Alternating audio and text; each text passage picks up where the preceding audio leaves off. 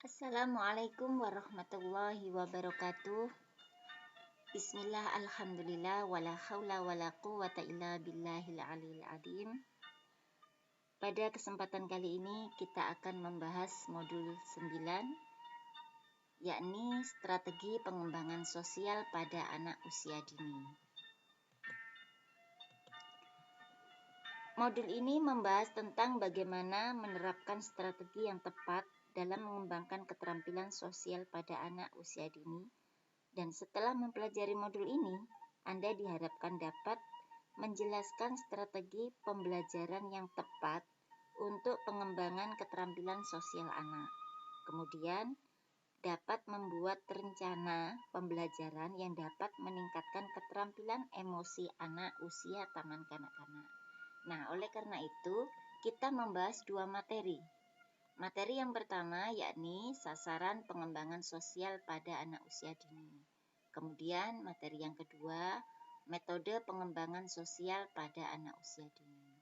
Nah, untuk materi yang pertama, meliputi strategi pengembangan keterampilan sosial pada usia 0-3 tahun. Kemudian yang kedua, sasaran pengembangan sosial pada anak usia dini. Yang ketiga, latihan sosial atau social training. Kemudian yang keempat, materi pembelajaran pengembangan sosial pada anak usia dini. Nah, strategi pengembangan keterampilan sosial pada usia 0-3 tahun, ini strategi pengembangan sosial anak usia tersebut dimulai dengan memperkuat ikatan antara orang tua dan anak lewat interaksi yang penuh perhatian, intensif, dan established bonding. Selanjutnya, mengajak anak untuk mendemonstrasikan kebiasaan sosial, seperti menolong orang, mengekspresikan cinta, dan mengajak dia untuk berbagi dengan orang lain. Lebih spesifiknya ini, ketika anak bayi baru lahir, strategi pengembangan sosialnya yaitu seorang ibu hendaknya memperkuat ikatan ibu dan anak melalui interaksi yang penuh perhatian, intensif, dan penuh kehangatan. Jadi lebih banyak bahasa tubuh, perhatian yang lebih. Kemudian usia 12 minggu, kontak mata ibu dan anak saat menyusui. Nah, ini penting banget. Ketika waktu menyusui, posisi menyusui yang benar. Nah, kemudian sambil menyusui mungkin ibu menyanyikan sebuah lagu atau membacakan ayat-ayat suci Al-Quran atau berbicara hal-hal yang positif tentang sang bayi dan sebagainya. Kemudian 16 minggu, menonjolkan respon kita terhadap perilaku bayi. Nah, jadi ketika bayi melakukan apa, kita langsung merespon dia. Misalnya dia mulai tersenyum gitu. Nah, kita merespon, ih cantiknya, gitu contohnya saja. Kemudian 20 minggu, menangkap perhatian mereka, misalnya memberinya mainan gantung yang berwarna-warni atau menyanyikan lagu dan bermain ciluk-ba. Ini dengan kata lain memberi stimulus sehingga ada rangsangan yang bisa dilakukan oleh sang bayi tersebut. Jadi kita banyak-banyak memberi stimulus. Kemudian umur 24 minggu atau 6 bulan. Nah, memotivasi munculnya gestur tubuh. Misalnya menutup wajah dengan lengan. Nah, diraba mulai dari kening sampai dagu atau ditutup. Lah, reaksi anak itu bagaimana? Ada juga selain itu, yaitu misalnya menggosok punggungnya di saat dia mau tidur. Nah, kita gosok punggungnya. Itu mereka sangat menikmati sekali, senang gitu. Atau mungkin menggelitik-gelitik kakinya gitu ya. Kemudian usia 28-36 minggu. Berilah banyak sentuhan afeksi seperti sapaan penuh kasih, sentuhan, ciuman, dan dekapan sayang. Nah, ini seorang ibu ini ya. Jadi perhatian kita ditunjukkan kepada sang bayi agar dia bisa berkembang dengan baik. Kemudian 37 minggu sampai 1 tahun. Mendemonstrasikan kebiasaan-kebiasaan sosial seperti mencium tangan orang yang lebih dewasa, mengucapkan salam, menolong orang lain, bisa juga pembiasaan mohon maaf, kemudian permisi, terima kasih gitu ya, dan lain-lain, ucapan-ucapan yang positif. Nah, ini didemonstrasikan, diterapkan supaya mereka itu melihat gitu dan menyaksikan adegan seperti itu, dan nanti pada akhirnya dia meniru. Kemudian umur 12-15 bulan, mengajak anak untuk memusatkan perhatian pada sesuatu. Misalnya mulai mengajak ia membaca buku. Nah, ini cocok ini. Jadi ibu yang membacakan buku, meskipun dia belum bisa fokus atau belum bisa berbicara, namun kita bacakan buku saja, insya Allah dia akan senang. Karena ini termasuk pembiasaan yang positif. Kemudian ketika usia 15-18 bulan, mengajak anak untuk mengekspresikan cinta. Misalnya dengan meminta anak untuk memeluk dan mencium ibunya, ya. Kemudian bisa jadi juga ekspresi luapan rasa sayang terhadap benda miliknya, misalnya boneka kesayangannya, dipeluk, dicium, dan sebagainya. Kemudian 18 bulan sampai 2 tahun. Membantu anak untuk memahami sharing atau berbagi dengan anak lain. Jadi dia butuh teman, dia butuh berbicara dengan anak lain, anak sebayanya dan sebagainya. Jadi dorong dia untuk bisa memahami arti dari berbagi. Bisa berbagi makanan, berbagi mainan, dan lain sebagainya.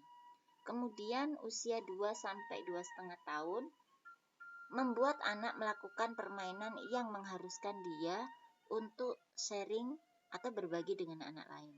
Jadi beri dia kesempatan atau buat sebuah momen atau kesempatan agar dia itu bisa bermain dengan anak lain. Contohnya seperti halnya ada rumah balon lah. Ketika dia berani misalnya minta ke rumah balon, silahkan. Nah, di situ kan banyak anak-anak yang lain lah, di situ contohnya ya. Dan masih banyak lagi yang lainnya. Kemudian usia 3 tahun, mendorong anak untuk bermain dengan anak lain. Nah, ini hampir sama dengan beda tipis lah antara usia 2-3 tahun ini. Nah, ini didorong lebih banyak sosialnya. Kemudian yang kedua yaitu sasaran pengembangan sosial pada anak usia dini. Sasaran pengembangan sosial di taman kanak-kanak yang pertama adalah keterampilan berkomunikasi. Keterampilan berkomunikasi adalah pertukaran pikiran dan perasaan. Pertukaran ini dapat dilakukan dalam berbagai bentuk bahasa, yaitu gerakan tubuh, ekspresi wajah secara lisan atau lewat bahasa tulisan. Di antara semua bentuk bahasa, tuturan atau bahasa lisan adalah yang paling efektif. Nah, ada 2 hal nih yang harus dipahami dalam komunikasi. Yang pertama, anak harus menggunakan bentuk bahasa yang bisa mempunyai arti, yang juga mempunyai arti bagi orang yang diajak dalam berkomunikasi, baik secara verbal maupun nonverbal. Misalnya berkata mamam. Nah, ibu dapat mengartikan bahwa anak lapar dan ingin makan. Kemudian yang kedua, anak harus mengerti bahasa yang dipergunakan orang yang berkomunikasi dengannya. Itu ya. Jadi hasil penelitian menunjukkan bahwa setiap usia dalam perkembangan bahasanya melalui perbendaharaan pasif terlebih dahulu sebelum mereka menggunakan bahasa aktif. Artinya apa? Seorang bayi telah dapat memahami arti pembicaraan jauh sebelum ia bisa berbicara. Jadi mereka bisa merekam apa saja yang diucapkan atau dibicarakan oleh orang-orang di sekelilingnya, keluarganya yang sering dia dengar. Nah, dia menangkap itu, merekam. Hal tersebut dikarenakan ia sudah mengerti arti kata demi kata, menangkap intonasi, kata demi kata, memahami gerakan tubuh atau ekspresi wajah si pembicara. Oleh karena itu, berkomunikasi dengan anak di bawah usia 18 bulan dianggap sebagai teachable moment. Apa itu? Yaitu saat yang tepat untuk mengajar anak bicara karena pada usia ini anak sudah terbentuk kesiapan mental dan matangnya otot-otot berbicara. Sehingga sebelum dia mampu berbicara, dia merekam semua apa yang dibicarakan, apa segala macam yang didengar. Nah, dia rekam. Dan dia mengerti meskipun mereka belum bisa bicara. Nah, ketika kematangannya siap, otot-otot bicaranya siap, nah dia meniru apa yang kita ucapkan. Mungkin diawali huruf depan atau huruf terakhir gitu. Paling tidak bahasa ibu ini yang paling penting untuk memahami anaknya. Kemudian yang kedua yaitu keterampilan memiliki rasa humor. Nah, anak yang memiliki rasa humor biasanya lebih disukai oleh teman-temannya.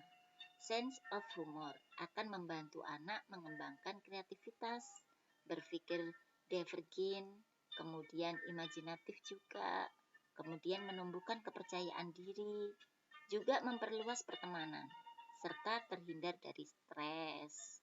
Gitu. Jadi anak nggak mudah marah-marah atau temperamental. Biasanya anak yang humoris begitu. Nah, itu kita bantu rasa humorisnya, bisa kita kasih stimulus agar dia terpancing untuk menjadi pribadi atau jiwa yang suka humor. Kemudian yang ketiga yaitu menjalin persahabatan. Menjalin persahabatan. Kita mengenal bahwa manusia adalah makhluk sosial dan kebersamaan dalam melakukan aktivitas sangat diperlukan dalam pergaulan. Contohnya misalnya kita bisa saling tolong-menolong antar sesama akan membuat seseorang merasa nyaman. Emosi seseorang akan sedikit terganggu ketika ada teman membuat masalah. Dan ini akan mengakibatkan aktivitas seseorang secara psikis sangat-sangat terganggu. Kejernihan pikirannya sehingga menjadi tidak fokus. Nah, kejadian ini membuktikan bahwa orang-orang luar dari diri seseorang sangat mempengaruhi psikisnya. Gitu. Jadi perlu adanya persahabatan, menjalin persahabatan. Gitu ya. Kemudian berperan serta dalam kelompok. Adaptasi seseorang anak tidak semua, maksudnya tidak semudah orang dewasa beradaptasi. Biasanya anak itu akan melihat situasi kegiatan itu dulu. Cocok nggak dengan dia? Dia bisa nggak mengekspresikan kegiatan tersebut. Nah, ketika dia merasa cocok, mereka akan melakukan. Bahkan dia langsung ikut tanpa melihat itu temannya atau tidak, kenal atau tidak, baik itu laki-laki maupun perempuan. Yang penting dia bisa mengekspresikan keinginannya. Itu anak-anak. Nah, bila permainan berupa permainan berkelompok, maka anak akan dapat merasa senang untuk berbuat dan berperan menjadi apa saja, asal permainan itu dapat berjalan dengan baik. Dengan demikian, guru harus peka terhadap kegiatan yang akan diberikan pada anak. Nah, kegiatan tersebut harus memiliki daya tarik bagi si anak, sehingga si anak akan merasa tertarik dengan permainan tersebut dan senang bergabung dalam kelompok. Nah, ini tantangan buat sang para guru. Jadi memilih permainan, melihat karakteristik dan atau kebutuhan anak di situ, disesuaikan yang menarik bagi anak. Kemudian memiliki tata krama. Memiliki tata krama, si anak akan melihat dan meniru kebiasaan orang dewasa. Atau bahkan mungkin akan menuruti perintah orang dewasa. Di sini kita harus bisa memanfaatkan sifat tersebut. Setiap anak awalnya dia itu suka meniru, jiwa imitasinya itu ada, sehingga kita manfaatkan ini. Nah, sebagai orang tua, apalagi di lingkungan keluarga atau di lingkungan pendidikan di sekitar anak, sangat dipengaruhi sosialisasi anak dalam berperilaku. Jadi kita harus memberi contoh yang positif, memberi suri tauladan yang baik agar bisa ditiru oleh anak. Dan anak-anak itu cenderung meniru sosok yang diidolakan. Contohnya saja misalnya, ada sepatu ibunya. Dia pakailah sepatu ibunya itu sambil berjalan berlenggok-lenggok. Karena dia pikir dia kepingin seperti ibunya. Nah, ada juga anak yang kreatif tuh. Nenteng tasnya, berjalan ala seperti guru di kelasnya. Nah, menirukan gaya gurunya, bagaimana menenteng tasnya dan berjalan menuju kelas. Nah, itu biasanya ditiru sama anak-anak. Nah, oleh karena itu, mari kita menjadi teladan bagi anak-anak, baik sebagai guru maupun sebagai orang tua di rumah. Memberikan contoh tata krama yang baik. Kemudian kita lanjutkan, yaitu latihan sosial atau social training. Nah, latihan sosial ini bisa dimulai dari lingkungan keluarga atau sekelilingnya. Seperti kita ketahui bahwa beberapa tahun terakhir ini kita setelah musibah melanda dunia dan akhirnya kita dihadapkan dengan pembelajaran BDR.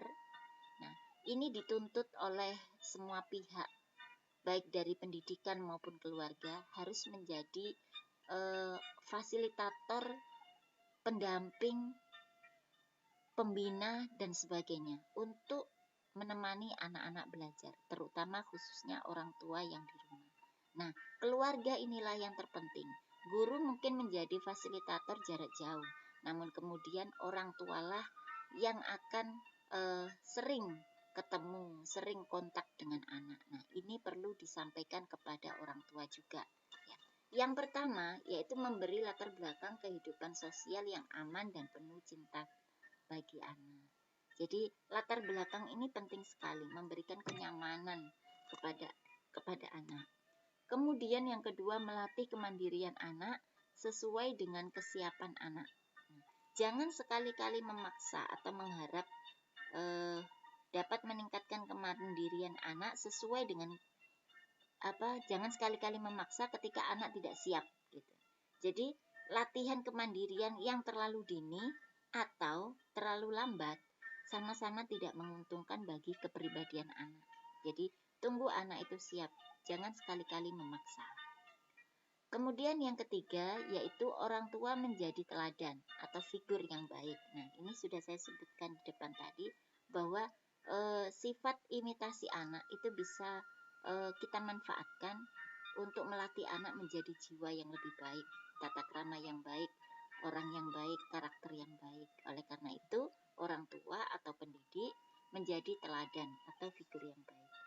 Kemudian yang keempat, bergabung bersama keluarga, teman-teman sebaya atau orang asing. Nah,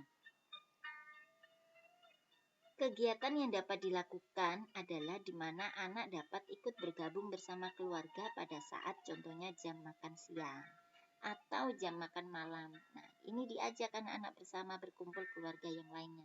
Misalnya di dalam keluarga itu ada keluarga besar, ada nenek, ada kakek, paman, dan sebagainya. Nah, itu sekali-kalilah dalam 24 jam itu paling tidak sarapan pagi atau pas makan malam, itu makan bersama di meja makan atau di lesehan gitu ya kalau nggak punya meja makan.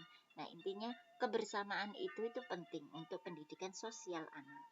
Kemudian juga sesekali anak diajak berlibur bersama, berkreativitas bersama keluarga, menjalin hubungan dengan teman-teman keluarga.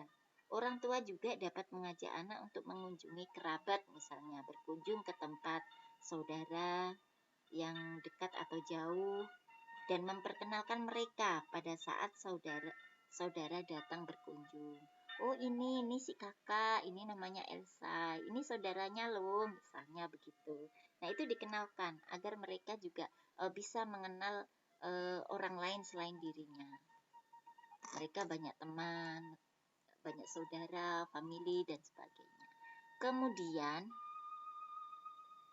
melatih anak sadar perlunya bersikap baik dan penuh perhatian terhadap orang. Anak dapat melihat contoh misalnya langsung dari perilaku yang melayani ini daripada pekerja hotel misalnya. Contoh, anak diajak ke warung. Nah, di saat di warung itu kan ada penjualnya, ada yang melayani. Nah, itu mereka mengamati dan mereka juga merasakan nikmatnya dilayani.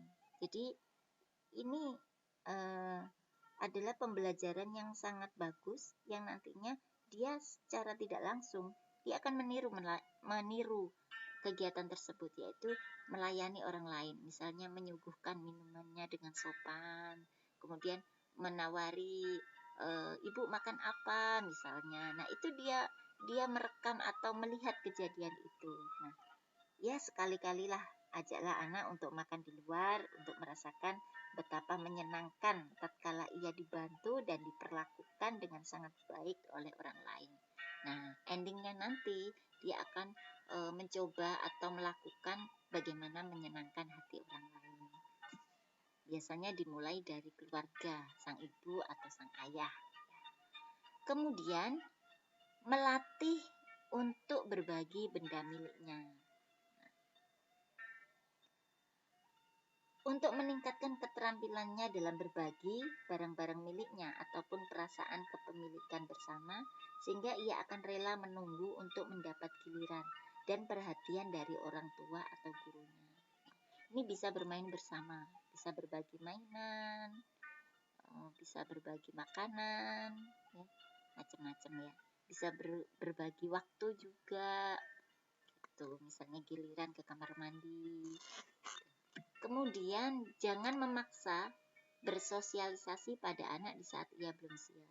Nah, di awal tadi sudah saya katakan bahwa jangan sekali-kali memaksa anak untuk bersosialisasi di saat dia tidak siap. Karena apa? Secara alami, anak mungkin merasa malu atau belum siap dan tidak ingin bertemu dengan orang lain. Nah, saat itu kita hanya bisa memberikan motivasi secara bertahap, ya. Secara berlahan-lahan. Itu akan bisa membantu anak. Ya. Tapi sebaliknya apabila ada pemaksaan yang kita lakukan kepada anak di saat mereka tidak siap untuk bersosialisasi, maka akan membuat anak menarik diri dari lingkungan sosialnya. Mereka akan tertutup dan akan semakin takut. Gitu. Kemudian untuk yang keempat yaitu materi pembelajaran pengembangan sosial pada anak. Perkembangan sosial sangat terkait dengan perkembangan emosi. Oleh karena itu, target perilaku yang menjadi sasaran memiliki kesamaan, meliputi empati, yang pada modul 8 sudah kita bahas. Kemudian afiliasi, termasuk kebutuhan untuk bersama orang lain. Nah, afiliasi ini ya, orang yang berkebutuhan afiliasi tinggi terdorong untuk membentuk persahabatan. Hasil penelitian menunjukkan bahwa kebutuhan untuk afiliasi atau bersama orang lain ternyata berhubungan dengan rasa takut. Mereka bersepakat bahwa kecemasan adalah faktor terpenting di balik kebutuhan seseorang untuk berafiliasi atau bersama orang lain. Semakin tinggi kecemasan, semakin meningkat pula kebutuhan seseorang untuk mencari teman atau bertemu dengan orang lain.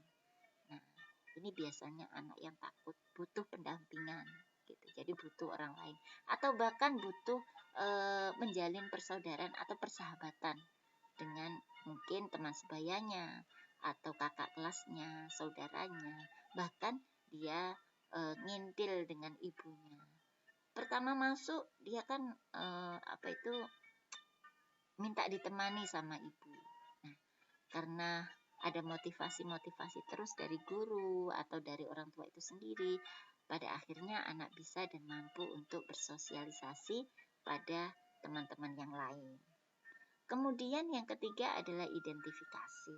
Identifikasi adalah proses pengaruh sosial pada seseorang yang didasarkan pada keinginan orang tersebut menjadi individu lain yang dikaguminya. Jadi, apabila seseorang melihat daya tarik atau ciri-ciri positif pada orang lain atau kelompok tertentu, maka ia cenderung akan menerima pengaruh dari orang atau kelompok tersebut dan bersedia menerapkan nilai-nilai serta sikap yang serupa.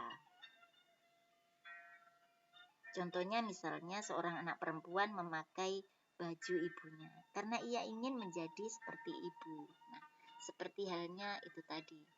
Anak itu cenderung menirukan seseorang yang diidolakan. Nah, ini termasuk identifikasi, ya, hampir sama. Kemudian self-acceptance, menerima diri sendiri. Nah, anak harus belajar menerima diri sendiri. Karena apa? Suatu sikap yang erat kaitannya dengan kemampuan seorang anak dalam menyesuaikan diri terhadap lingkungan sosial. Nah, anak-anak yang memiliki self-acceptance bersikap menerima dirinya sebagaimana mereka menerima teman-temannya yang mereka sukai terutama, ya. Nah, jika mereka menyukai dirinya sendiri, mereka akan menunjukkan tingkah laku yang mengarah pada penerimaan sosial atau social acceptance-nya. Semakin orang itu menyukai atau menerima mereka, semakin baiklah anak-anak menyukai dirinya sendiri, dan semakin besar pula penerimaan diri mereka.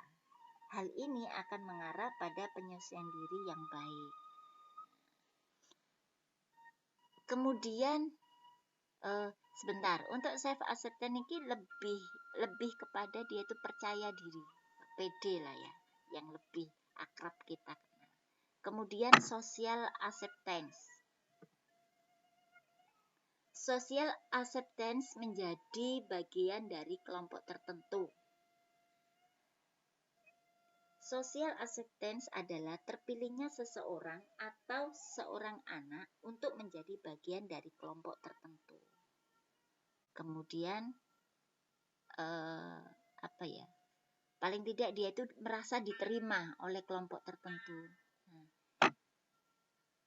penerimaan sosial ini sering dipandang sebagai ukuran sukses seorang anak. Hal ini memungkinkan seseorang untuk tampil atau lebih domain di dalam kelompok dan anggotanya. Jadi anak lebih pede lagi.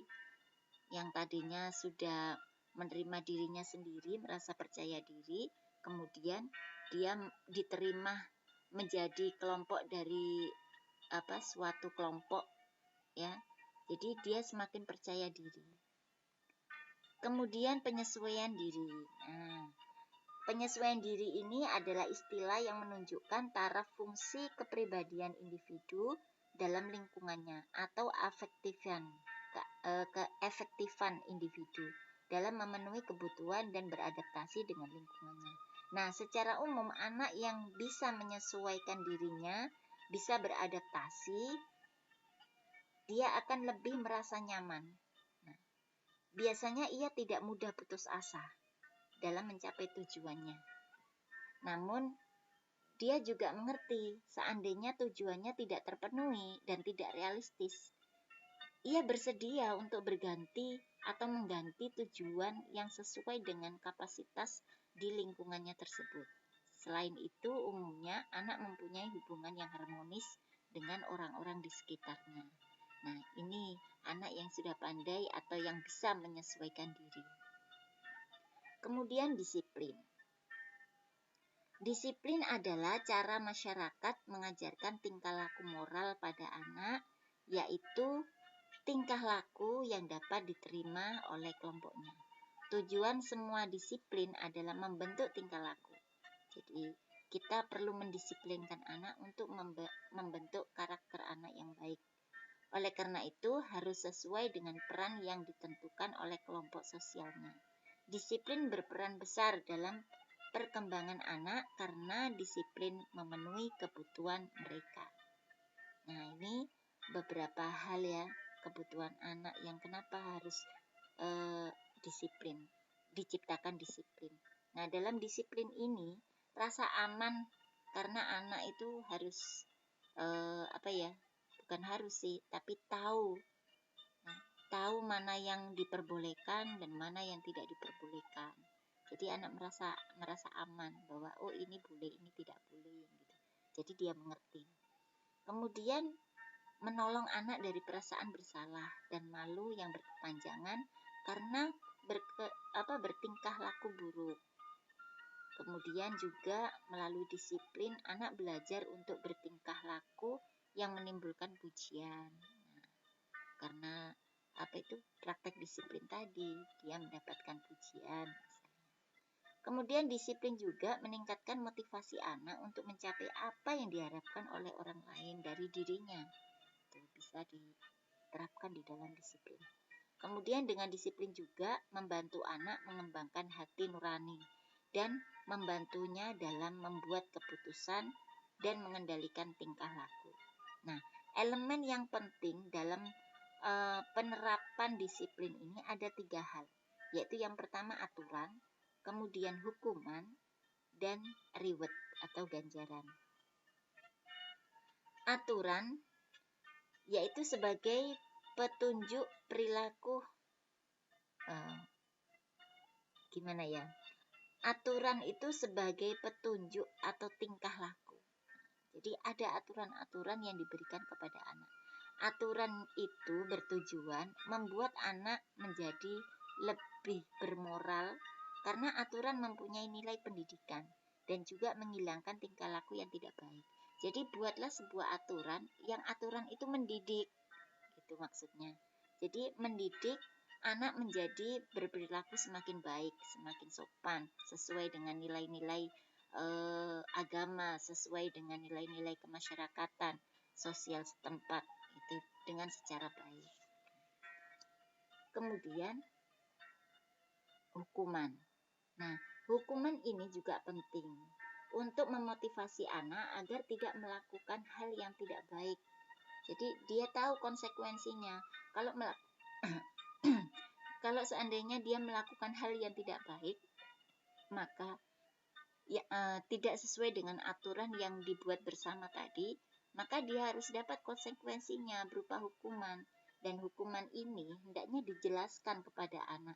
Mengapa anak mendapat hukuman? Agar anak tidak merasa diperlakukan sewenang-wenang. Jadi dia ngerti, tahu konsekuensinya. Kalau melakukan ini nanti dapat hukuman seperti ini. Gitu. Jadi paling tidak hukuman yang Anda berikan itu adalah hukuman yang mendidik. Tidak boleh hukuman yang berupa menyakiti baik psikis maupun fisik maupun psikis gitu ya maksudnya. Jadi tidak boleh menyakiti itu. Kemudian juga jangan sekali-kali memperingati anak atau melakukan memarahi anak atau istilahnya mempermalukan anak di depan umum atau di depan teman-temannya. Itu tolong itu berhati-hati untuk menghindari hal semacam itu. Karena nanti akan menjadikan anak itu semakin tidak disiplin, justru malah dia akan menjadi pemberontak. Begitu. Kemudian yang ketiga adalah reward atau ganjaran. Nah, seperti halnya hukuman, ganjaran atau hadiah mempunyai 3 peranan penting, yaitu sebagai unsur mendidik, memotivasi anak untuk mengulangi tingkah laku yang baik tersebut dengan menguatkan tingkah laku yang diharapkan. Jadi reward itu juga begitu, harus sifatnya mendidik, jangan terlalu berlebihan. Kemudian yang tidak kalah pentingnya yaitu konsisten. Aturan, hukuman, reward itu harus konsisten. Karena apa? Dengan konsisten membuat anak tidak bingung terhadap apa yang diharapkan dari diri mereka. Karena konsisten dalam disiplin memegang 3 peranan penting, yaitu mendidik, meningkatkan motivasi, dan membuat anak menghargai aturan serta figur otoritas. Nah, ini penting sekali. Kemudian yang terakhir adalah tanggung jawab. Perilaku tanggung jawab merupakan salah satu perilaku yang diharapkan oleh lingkungan sosial. Perilaku tanggung jawab berupa wujud dan konsekuensi suatu pilihan atau keputusan. Contohnya misalnya, jika anak memilih bermain balok dan mengeluarkan balok itu dari tempatnya, maka upaya untuk membereskannya kembali merupakan wujud dari perilaku bertanggung jawab. Jadi, tolong dibiasakan anak-anak ketika bermain apapun itu mainannya, nah setelah itu diberesi sendiri, begitu. Jadi diajarkan melalui hal-hal yang sederhana. Kemudian ini materi yang kedua, yaitu metode pengembangan sosial pada anak usia dini. Salah satu keahlian guru yang diharapkan adalah kemampuannya dalam memilih metode pembelajaran yang paling tepat untuk anak didiknya. Metode yang dapat digunakan untuk membantu proses pengembangan sosial diantaranya adalah pengelompokan. Pengelompokan Melalui pengelompokan ini, anak akan saling mengenal dan berinteraksi secara intensif dengan anak lain. Kemudian, melalui modeling dan imitatif, merupakan peniruan sikap.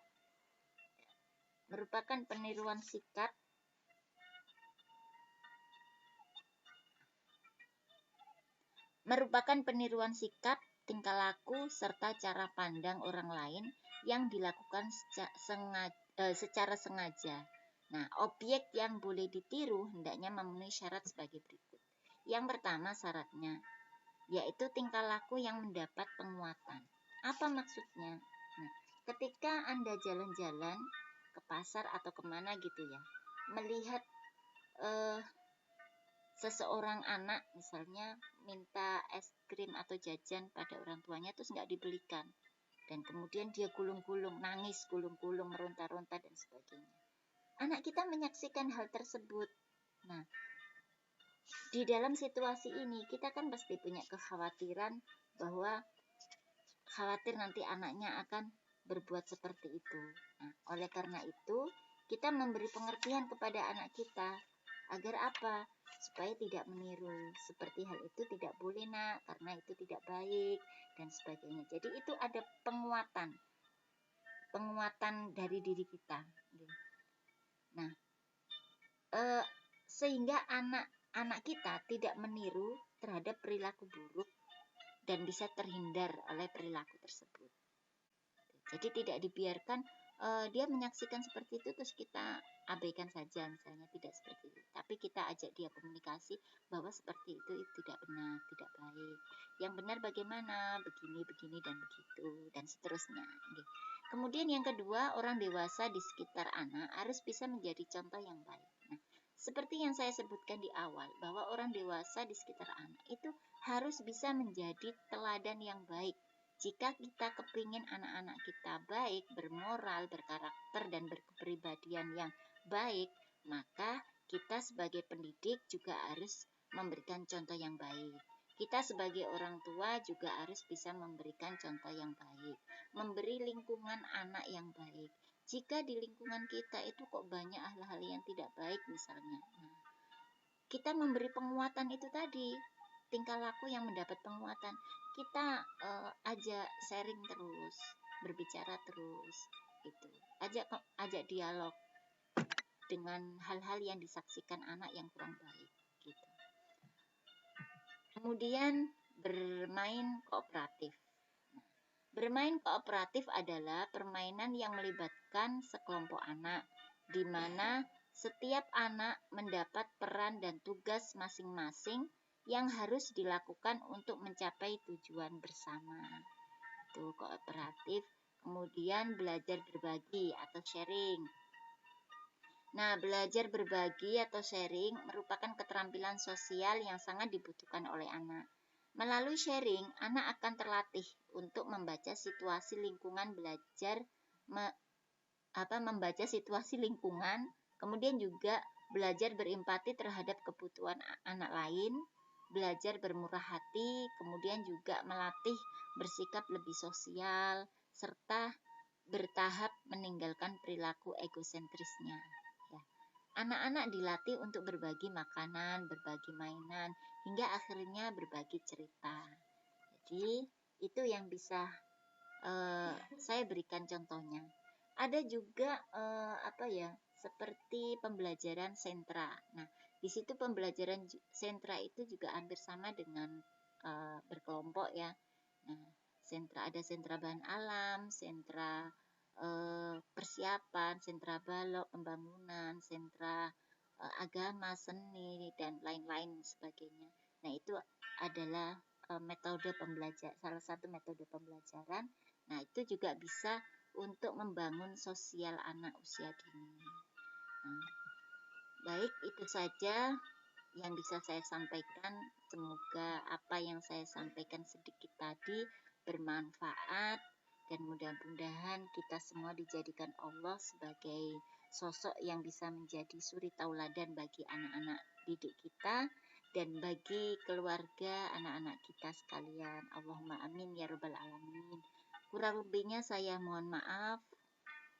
Saya akhiri. Wassalamualaikum warahmatullahi wabarakatuh.